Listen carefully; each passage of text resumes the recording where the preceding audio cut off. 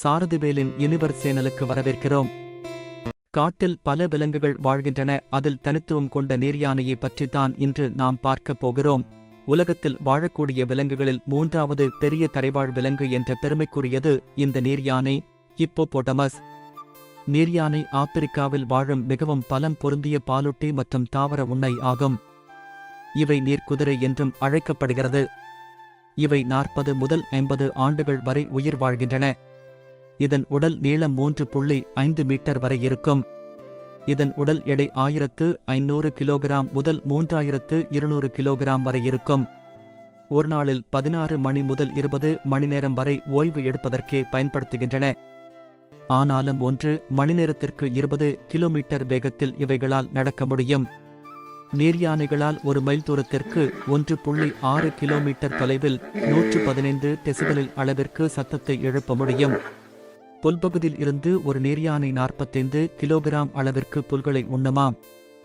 நீர்யானைகள் தங்கள் வயிற்றில் உணவைச் சேமித்து வைத்து உணவு குறைவாக இருந்தால் சாப்பிடாமல் 3 வாரங்கள் வரை இருக்கலாம். நீர் யானைகள் கூட்டங்களாக வாழும் மற்றும் ஒரு கூட்டத்தில் 40 நீர்யானைகள் வரை காணப்படும். நீர் யானைகள் கூட்டமாக வசிக்கும் போது வட்ட வடிவத்தில் அவை இருக்கும். குட்டிகள் நடுவில் இருக்கும். அதைச் சுற்றி தாய் மற்றும் இளம் குட்டிகள் இருக்கும். பெண் நீர்யானைகள் ஆண் நீர்யானைகளை விட சிறியவை.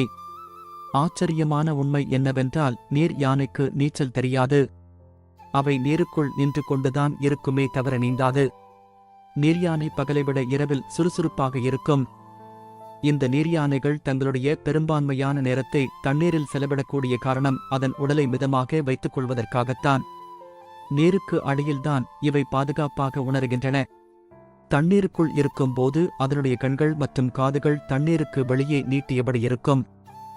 மீண்டும் தண்ணீருக்குள் மூழ்கும் போது தனது கண்கள் மற்றும் காதுகளில் மூடிக்கொள்ளும். ஒரு நீர்யானை தனது வாயை 90 சென்டிமீட்டர் முதல் 170 சென்டிமீட்டர் நீளம் வரை திறக்கும். நீர்யானை தனது வாயை அகலமாக திறந்து காட்டினால் எதிரியுடன் சண்டை போட தயாராகிவிட்டது என்று அர்த்தம்.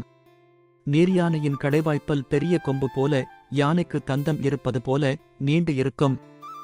இவற்றின் கூர்மையான பற்களால் சாதாரணமான ஒரு படகை உடைத்து நொறுக்கக்கூடிய அளவிற்கு வலிமையாக இருக்கும். இவைகளால் 5 நிமிடத்திற்கு தண்ணீரில் மூச்சை அடைத்துக் கொள்ள முடியும்.